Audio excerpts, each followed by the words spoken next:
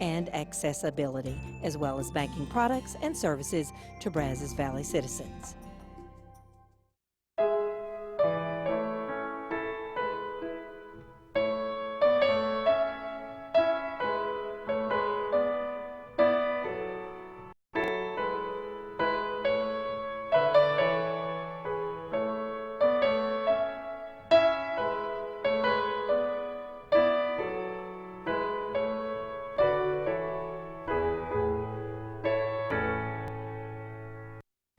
Hello and welcome to Veterans of the Valley.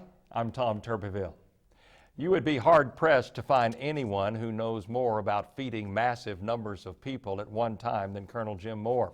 He's been involved with food service, well, really, since 1945, when he was given a job as cook's helper at Fort Bliss, a job he hated, by the way.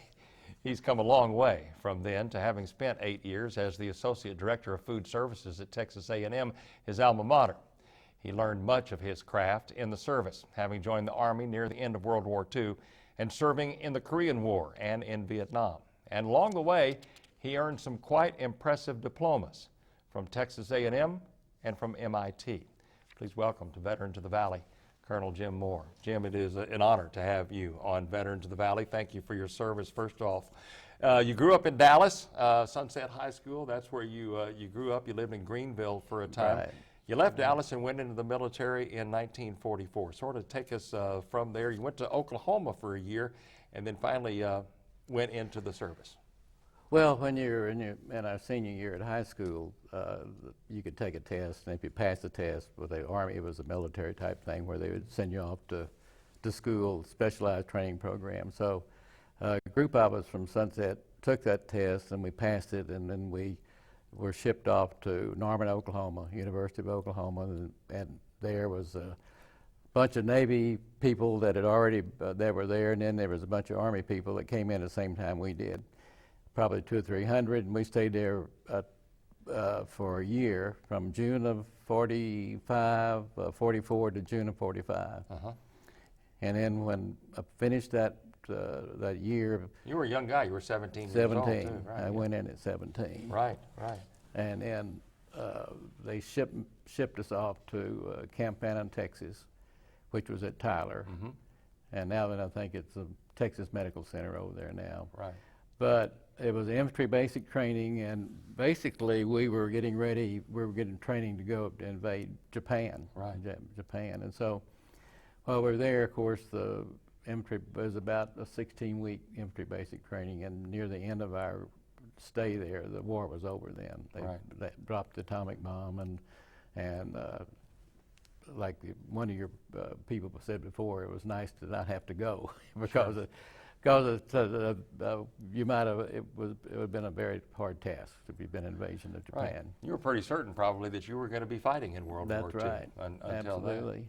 Instead, you went from Tyler to Fort Bliss, which was quite a trip, about 800 miles by train. By train. It took us about 2 days to get there by train at that time.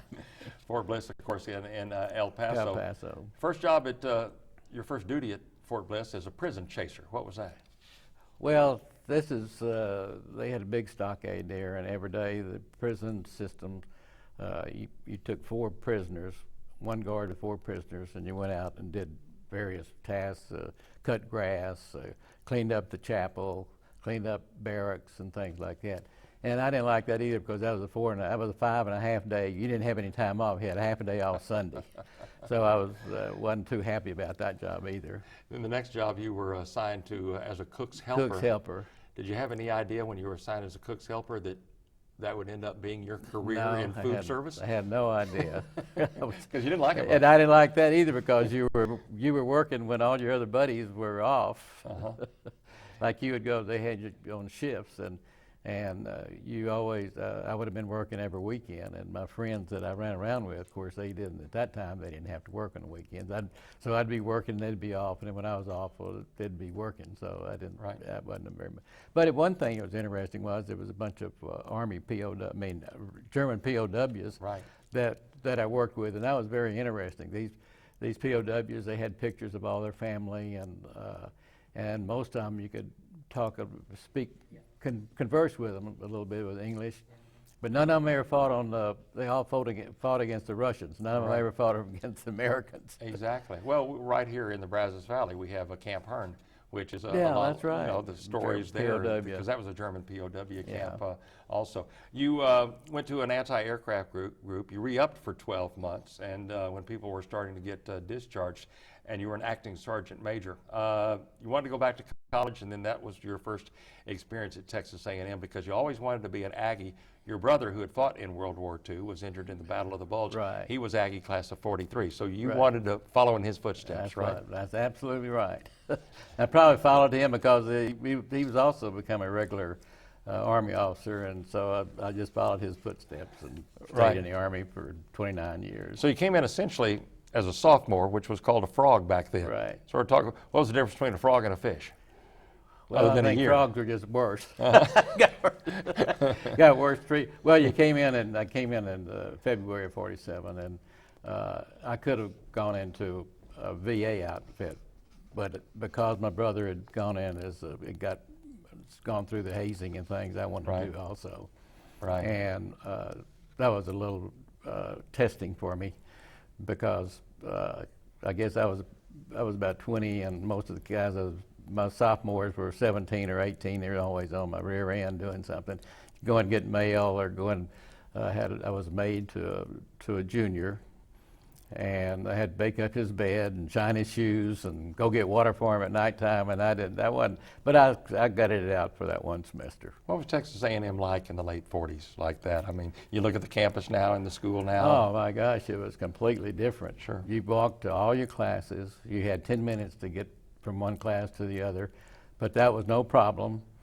I had one class across the railroad tracks on the west campus, and that was dairy husbandry. That was a dairy lab, and you could hustle over there if you walked fast without any problem. So there was no cars, or very few cars on campus.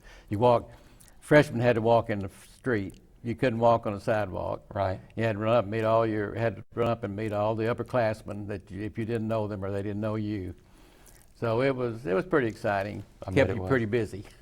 You were class of 1949. You graduated in 1949, Right. and you were sent to Fort Riley for officers' basic training Right. then.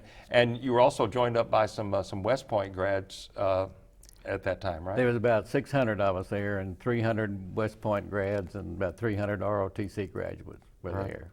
And basically it was it was an officer training center for officer school. For basic training is what it was.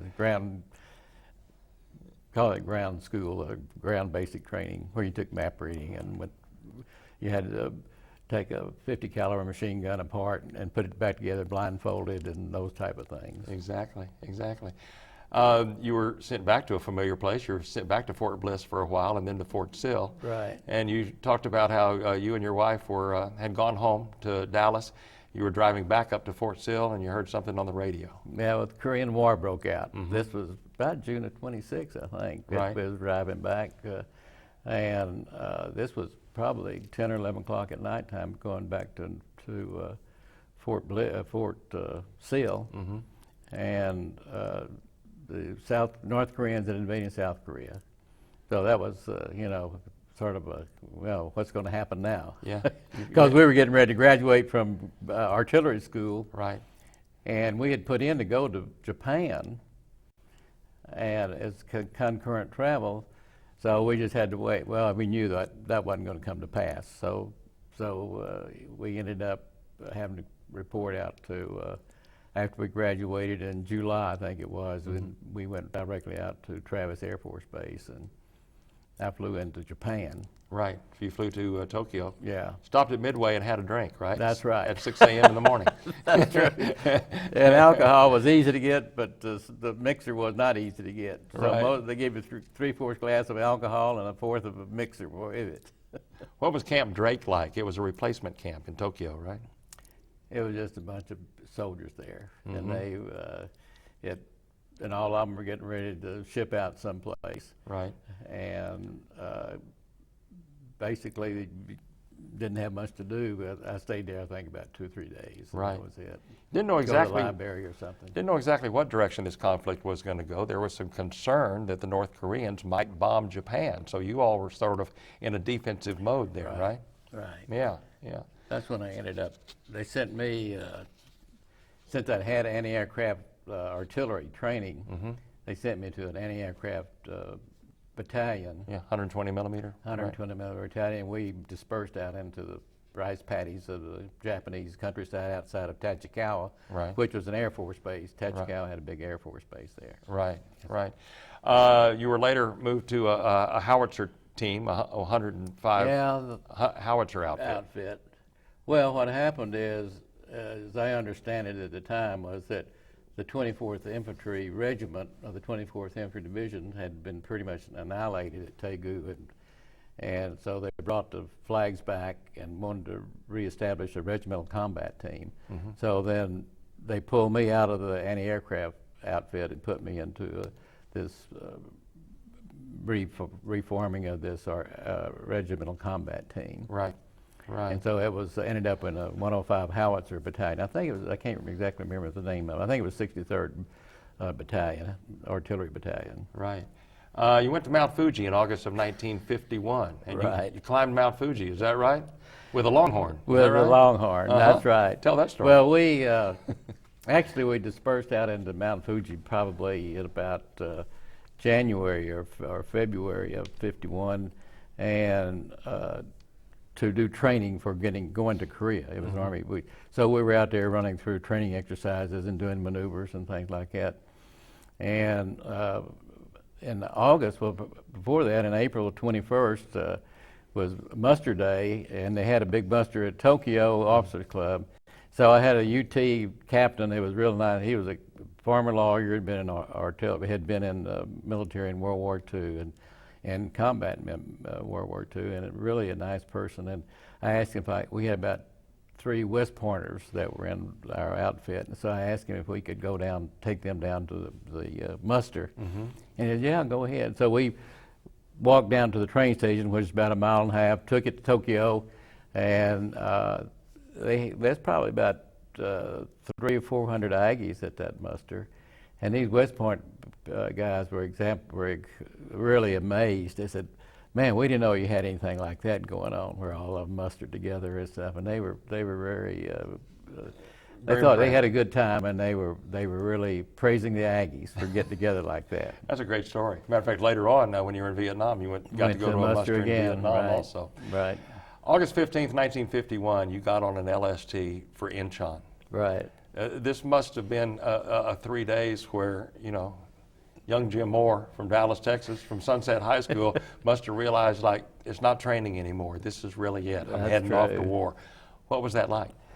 Well, you do a lot of sort of deep thinking, meditating, and you think about some of your past life. And actually, I only married a year at that particular time, and so I thought back through some of our dating time when we were courting each other, and it was a 3-day trip, and we didn't have much to do. There wasn't much to lay around on the deck or something like that, but. And you think, well, what's going to happen? What actually are we getting into? Mm-hmm. So it's very thought-provoking, and looking back over your life and trying to determine, well, has my life been pretty good or hasn't it? I bet it is for a It's young man. It's sort of, it is. I don't want to say it's sort of exciting in a different and a funny way. Sure, exactly. Want to go ahead now. Let's go to some photographs now. Okay. Some pictures that you supplied for us. Some of the pictures are going to reference what we referenced in our opening about his career in food service, which we'll be talking about here in just a little bit. Let's go ahead and go to some pictures now. There is a young cadet. I was a junior at A&M there. Jim Moore. Good looking Good looking. You were a junior there. Yeah, So you were I was past junior. being a frog. I was past being a frog. You knew. You pretty much knew everything. didn't you? Right. At least I wasn't getting hazed. That's right. You were on top of everything. Yeah. Good starch in the collar. Shine collar ornaments. Oh, yeah. Yeah. Dude. Did they have Brazos back then? Is that what they Oh, had? yeah. You had Shine 'em up. some kind of Brazos. Sure. Okay. Let's move on. Next photograph. This is in Korea. Right. At one of the, I don't know, some barracks sitting out on the barracks or someplace there in Korea. That's the. If Norman Rockwell were to paint that picture, he'd call it the Lonely Soldier. Probably. He sure would. Yeah, so just That waiting for somebody to tell him what to do. That's true. That's what it looks like. And somebody came up and took his picture. Yeah. Now this was actually in Korea. Talk about. Well, this was when I was sent back in '63 as an advisor to the Korean Army. I see. And this is one of the local civilians that we were down in Busan. And so they had lots of pheasant at that time. This was '63, '64. And so this guy, we got to be friends, and we used to go pheasant hunting just about every weekend. What else? What else is hanging there on the left side? Those It looks like a rabbit. Yeah, it looks like rabbits I believe it is a or rabbit. foxes And or something. I don't think it's a possum. Yeah, those are big. That's a big But it is rabbit. a rabbit. Yeah, yeah, little rabbits too. And then they had a bunch of geese there too. Sure. That would come down like in January, February, and eat the rye that was planted in South Korea, and the Koreans didn't like that, so they wanted those killed out too. Okay, let's move on. So we went. Here's. Now tell us about this picture. You're on the right, and that tree is. Tell us the story of that that tree. tree is named after me. My wife and I got involved with a local orphanage there in Busan, and we had a number of money-raising campaigns to get them money to buy certain things, and we went out and visited them several times, and that's supposed to be a big honor if they name a tree after you. So, and this other guy on the left, he was my friend that was with me in Korea, and we used to play golf together once in a while. That tree may be 60 feet tall, right? Yeah, it's old, that's for sure. If it's still alive, it's old. Okay, let's move on. Next picture. This is an article, I guess, in the Dallas newspaper Right, Dallas about Morning News. hometown boy making good. When you were, we're going to talk about your Vietnam experience here in just a moment, and I believe this is the story when you were awarded the. This is the Legion of Merit. The Legion of Merit. I think you also received the Bronze Star Medal too, right. in Vietnam, and we'll talk in a little bit about the action where you earned that. But that's that photograph. Let's go on to the next one. And this is a picture of you and Louise. This is a great picture at a football game, right? 1948. Wow. I don't know what ball game it was, but it was had to be September, October, somewhere in that Right. area. At Kyle Field? At Kyle Field. At Kyle Field. And look at the guys. The guy next to her, he's got a hat and a coat Oh, yeah. on. The guy behind him got a coat and Yeah, tie. yeah. And Louise got her coat and oh yeah, everybody dressed big up. flower. Yeah, that was a big deal. going to Everybody football dressed games. up. I wonder those games in September. But they were hot. I bet they were hot. I bet they were shucking those coats by halftime. I hope they were anyway. I don't think they do that anymore. I don't think they wear coat and ties to the game. She had on high heels at that ball game. Oh my goodness. No, they go pretty well dressed down nowadays. That's a great picture. What are we? This is obviously we fast forwarded quite a bit. What is this? Well, I've been promoted to a colonel, full colonel, and that's pinning on the Eagles there. Right. And that's a general on the right-hand side, and my wife on the left-hand side. Right. Looks like she just lost the backing to one of Yeah, the it does. ornaments. She's looking for it. Looking for it. Okay, let's move on. There's a shot of a serious soldier right there. Yeah, I don't know. That was about the same time, I guess. Yeah, it looks like his about the same time. Frame time. That's probably Fort Lee, I'm guessing. Now this is a little bit more to the present, and I've got this one up there because that is your son, Jim Jr., who is a minister in He was Arkansas, a minister right? in Arkansas, right. He graduated from A&M in '85 and went into the seminary at TCU in that same year, '85. I noted earlier how much I thought he looked in that picture, Yeah, like you the said- previous picture that we saw of you as an Yeah. A&M cadet. Other thing. He was a good golfer. We thought he was going to be. Right. And there you are, the cover boy. We're going to talk a little bit later about your career in food services and food management, and what a great career it has been. And this is you at a cover of a magazine for receiving an award, right? Right. It was a silver plate. It was an International Food Service Manufacturers Association award. Yeah. Stepping on your own private plane, which I'm sure you owned, right? No, because those food service people got paid a lot, I know. I wish. Yeah.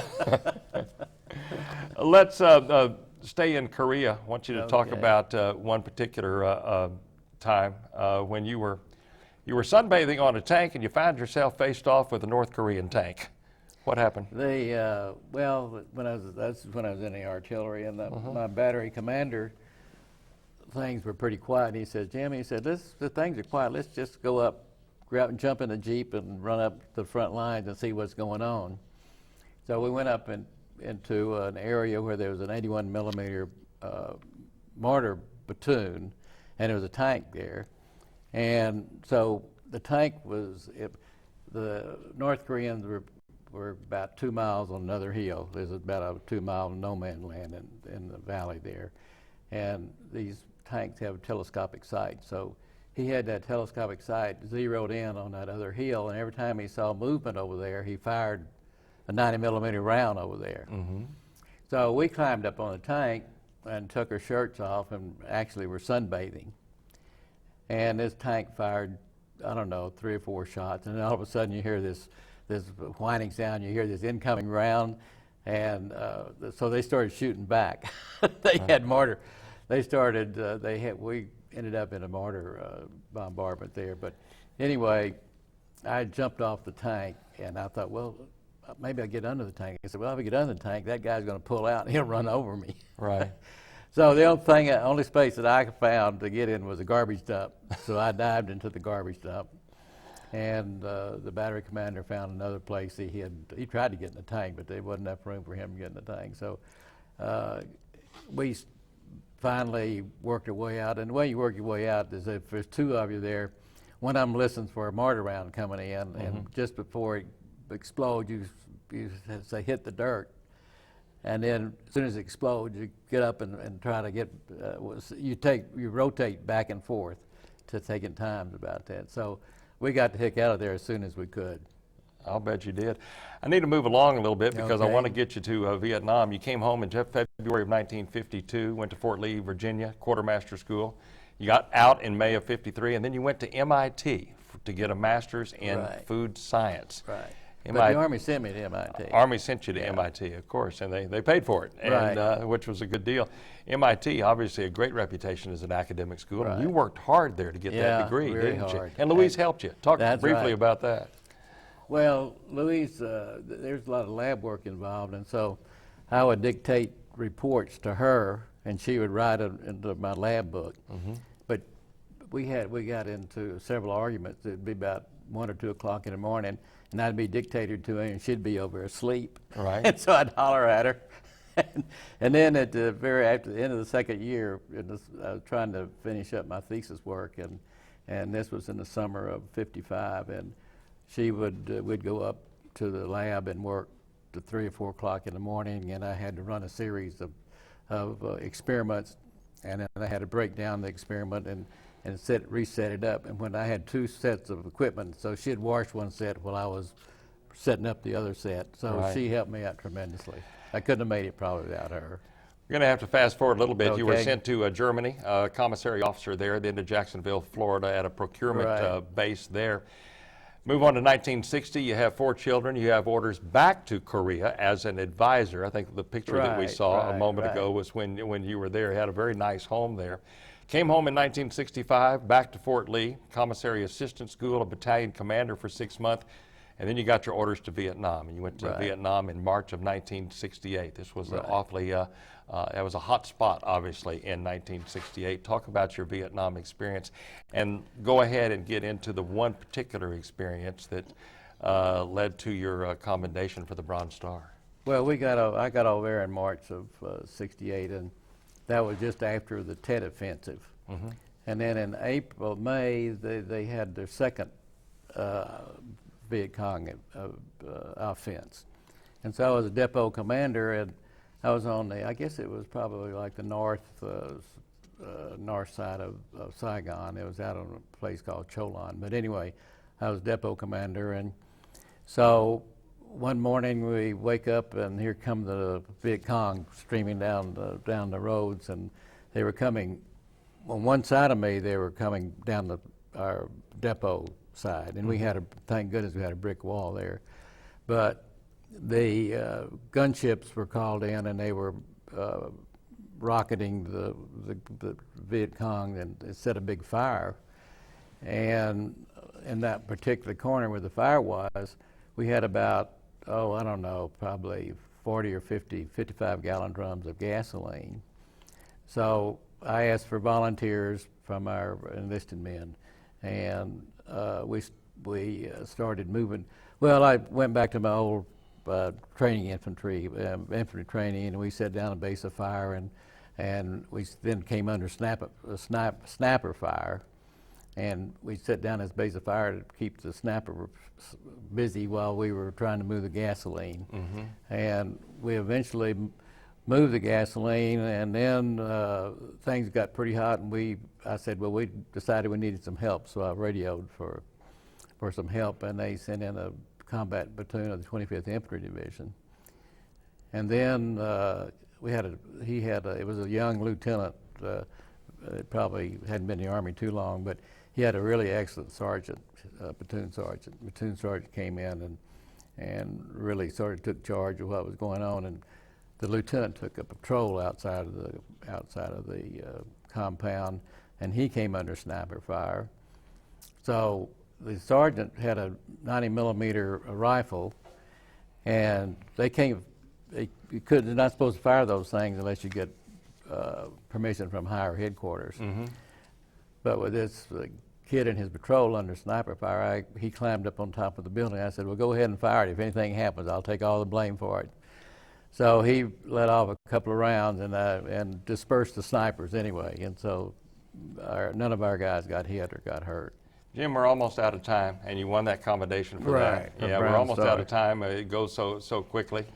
Didn't have time to talk about your 13 years with the Texas state of Texas mental health and mental retardation in food services, and your wonderful career in food services, and coming back to Texas A&M. But it was a great service, and again, I'm sorry we're out of time, but I want to thank you very much for your service. Well, thank you for having me. I enjoyed it. It was indeed an honor. Colonel Jim Moore and his wife Louise celebrate their 60th wedding anniversary in 2009. And they have 3 daughters and a son, 11 grandchildren, and a great-grandchild. He served during 3 wars and saw action in 2, but perhaps his proudest service to his fellow soldiers is that he helped get them all fed, 3 squares a day. We salute Colonel Jim Moore for his service. I'm Tom Turbeville. Join us next time on Veterans of the Valley.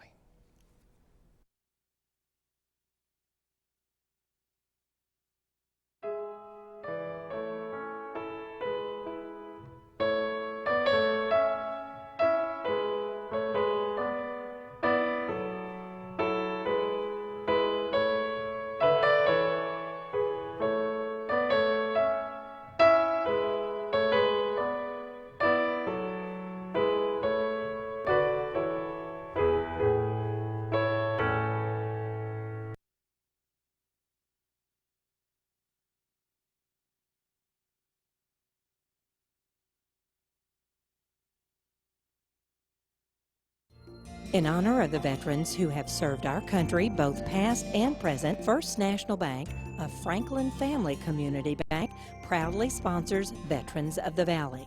Since 1862, First National has provided local decision-making and